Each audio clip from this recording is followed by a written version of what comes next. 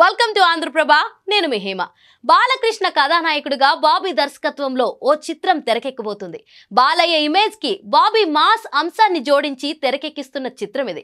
బోయపాటి తర్వాత హీరోని ఆ రేంజ్ లో చూపించగల దర్శకుడిగా బాబీకి పేరుంది. ఈ నేపథ్యంలో ఈ కాంబినేషన్ లో సినిమా అంటే అంచనాలు భారీగానే ఉన్నాయి.